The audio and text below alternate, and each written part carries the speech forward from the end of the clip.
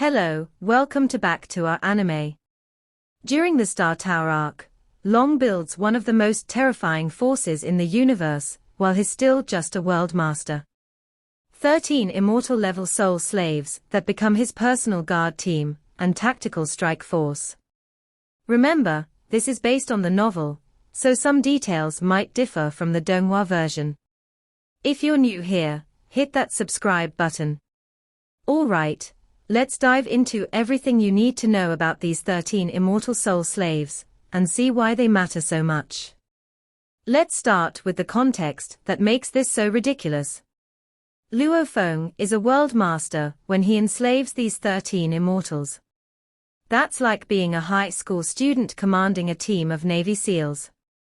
The power gap is absolutely massive. Normal world masters get instantly crushed by immortals, because the difference in divine power is just too huge. The key is Guang's soul amplitude of 3,200. Normal world masters max out around 100 for soul amplitude. With 3,200, he's operating at a level that most immortal kings can't even reach. This lets him use the 10,000 soul control technique to actually affect immortal level beings, which should be completely impossible at his cultivation realm. What people often miss is that this isn't just about having strong guards. These 13 immortals represent permanent power additions that can never be taken away. Once enslaved, they are his forever. They can't betray him, can't be stolen by enemies, and can't even be resurrected if killed, because their souls no longer belong to themselves. Heavy Arrow is the most important soul slave Luo Feng captures, bar none. He's a limit immortal king. Over 8 meters tall, silver robe, black mask with intricate engravings, bow and arrow specialists from the automaton race camp. When Luo Feng enslaves him by reducing his divine body to 12% through fire god origin crystal and poison attacks, everything changes. Here is what people don't realize. Long directly controls Heavy Arrow's body like a puppet during Star Tower battles. By puppeting a limit immortal king, he can fight at that power level even though he's world master. This is how he kills dozens of other immortal kings and captures the rest of his soul slaves. The recovery cost over 120 billion mixed UN units, just to restore Heavy Arrow's divine body. That's astronomical wealth. But the virtual universe company backing and Primal Chaos City leader resources make it possible. Heavy Arrow becomes a Luo Feng's primary combat body throughout the Star Tower arc. He's not just a guard, he's the weapon Luo Feng uses to dominate immortal level battles. Later, Heavy Arrow serves as a deterrent. When other immortals see Luo Feng as a limit immortal king soul slave, they understand he's not someone to provoke. That reputation saves Luo Feng from countless potential conflicts. King Honed Heart, King Ku Khan, and King Sorrow Demon, and are all pinnacle immortal Kingso's spirit masters. And this is crucial for understanding how Luo Feng builds his army. These 3 specialize in soul control, which means they can help Long capture even more soul slaves. Honed Heart looks like a diamond man covered in crystals. What makes him invaluable is that pinnacle immortal king spirit masters can burn their divine bodies to massively amplify soul control power. When Luo Feng targets someone for enslavement, he can have Honed Heart burn divine power to boost the soul technique's effectiveness. It's like having an amplifier that makes each capture easier than the last. The compound growth effect is what people miss. Luo Feng uses existing soul slaves to capture new ones. When he wants to enslave King Tanjin, he sends these 3 spirit masters to forcibly restrain Tanjin after weakening him.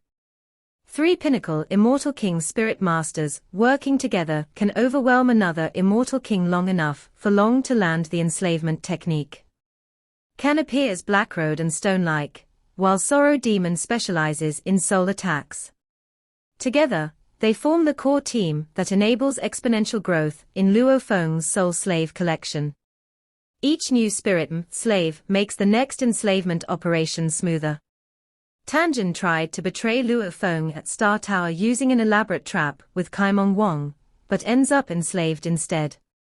What matters more than the betrayal story is what Tianzhen brings to the team. He's a master of illusion and soul attacks with power comparable to the highest immortal kings.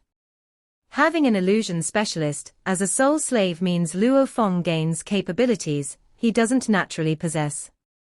Tianzhen can create false scenarios, manipulate perceptions, and launch devastating soul-based attacks.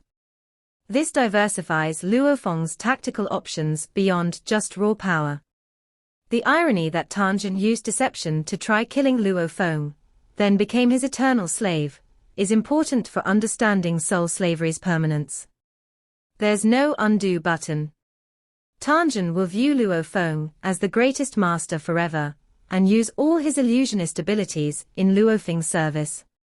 What people often overlook is that Tanjin's expertise makes future enslavements easier. His soul attack mastery combines with the Spiriton trio to create overwhelming force when targeting new candidates. It's strategic team building, not just random power collection. Extreme Rainbow represents an often missed aspect of soul slaves. They retain all their previous knowledge and expertise. When Long needs to name his 10,000-star sermon map treasure, he releases Extreme Rainbow and Honed Heart to get their advice. These beings have millions of years of experience across the universe. This shows Luo Feng's smart use of resources. He doesn't just treat soul slaves as combat tools. He leverages their accumulated wisdom for decision-making, treasure evaluation, and strategic planning. Extreme Rainbow likely has specialized knowledge in specific laws or treasure types that complements Luo Feng's own understanding. The fact that soul slaves keep their personalities means they can provide genuine insights rather than just following orders blindly.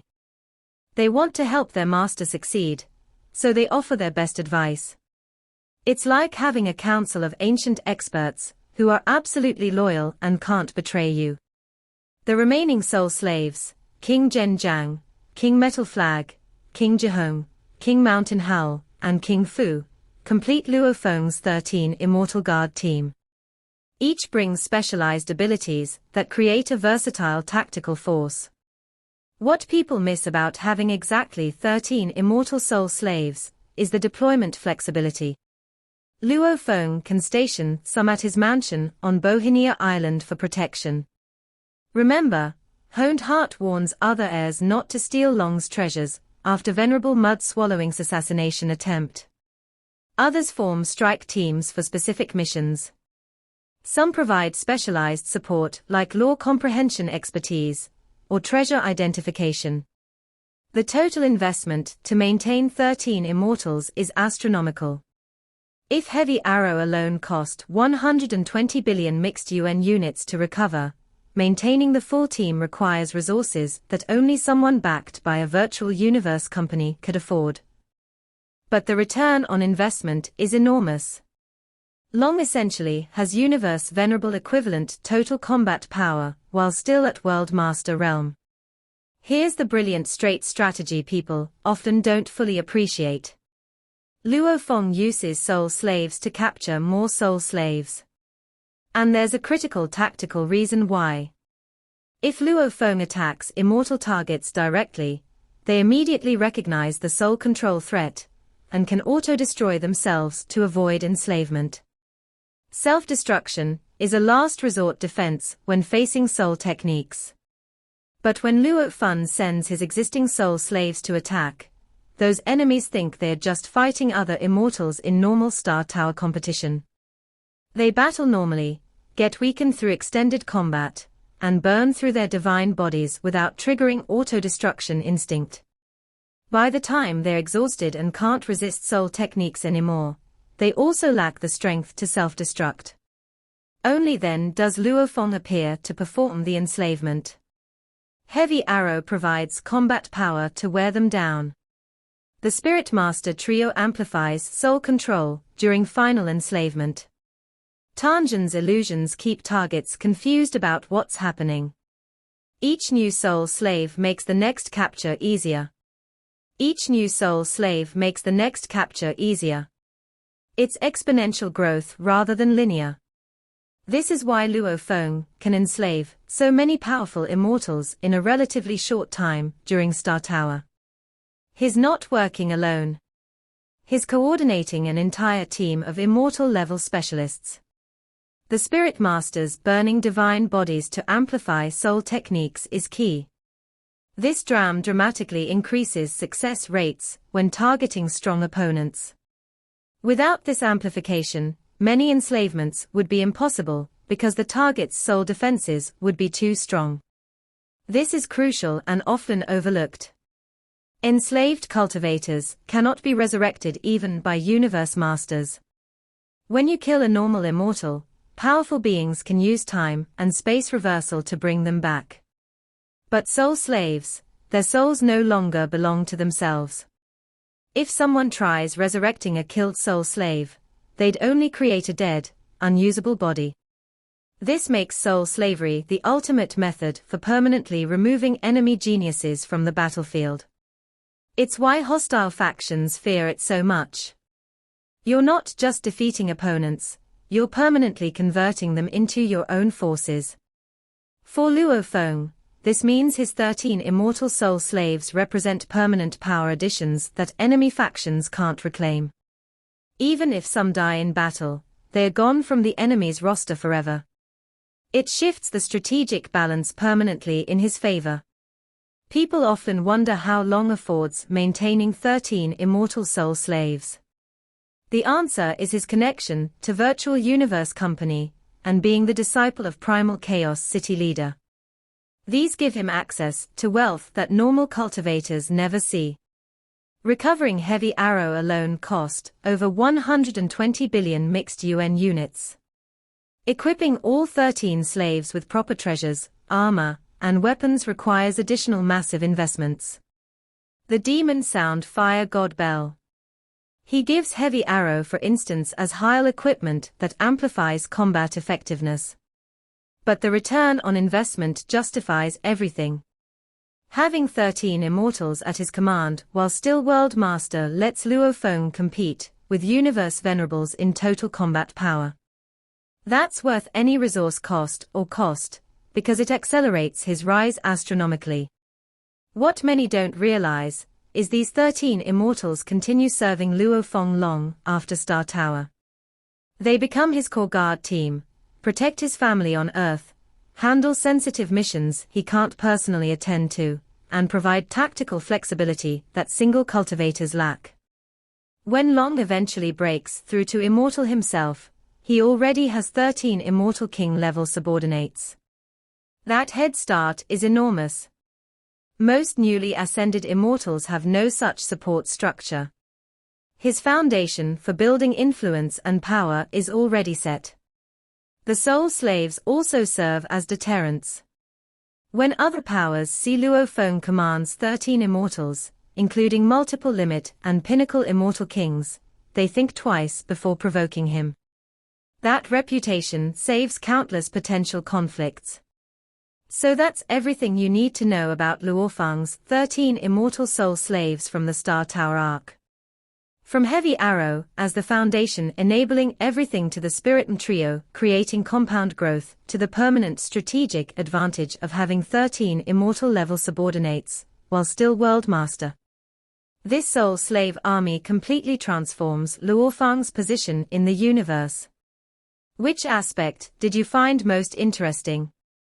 The compound growth strategy, the resource economics, or the permanent advantage of soul slaves being unresurrectable? Drop your thoughts in the comments.